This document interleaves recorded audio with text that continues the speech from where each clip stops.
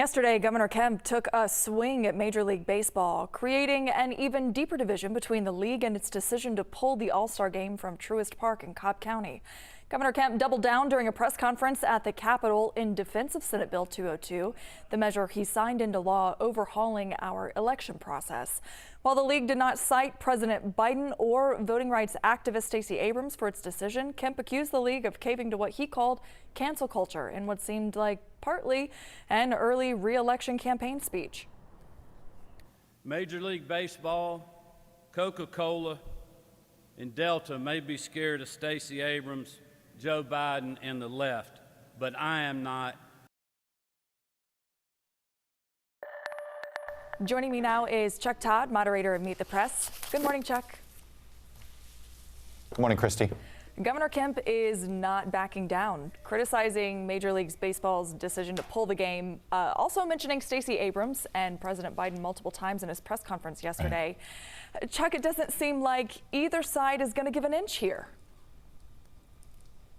Well, no, and look, think about where Governor Kemp is politically, right? He's been a guy that's been on an island, the entire national Republican apparatus coming after him, former President Trump wanting to target him in a primary.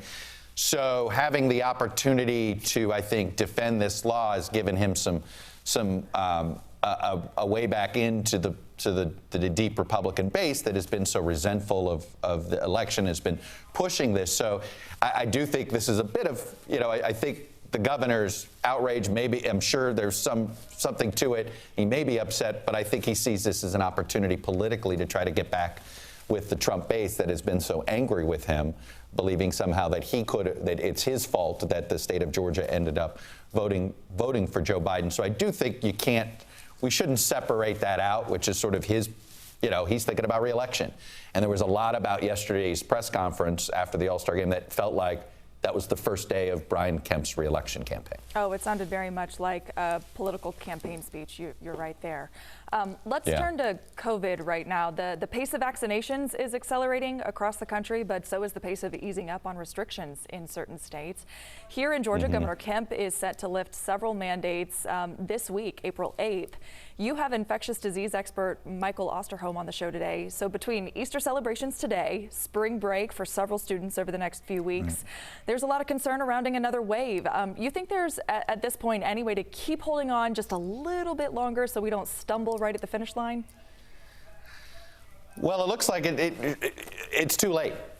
So the question now is, does opening up the vaccine, opening up the spigot on vaccines a bit more, getting anybody to get their vaccination as fast as possible, is that about the only answer we have because of virus fatigue, political fatigue from leaders who don't want to keep lockdowns in place, especially if they see other states opening up?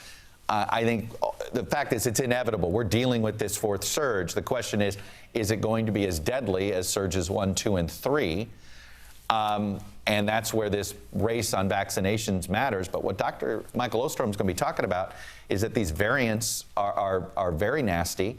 And he's going to explain that even opening up schools right now might not be the smartest move because he's got some evidence, at least in Minnesota, that this new variant is spreading as in-person learning is opening back up. So, look, we are, I think, in a 2-month terrible period, but I don't know if we have the political will we just have to hope the vaccinations hold on for us. Yikes. All right. Just hold on a little bit longer. All right. Meet the Press airs today at 10 following Weekend Morning right here on 11 Alive.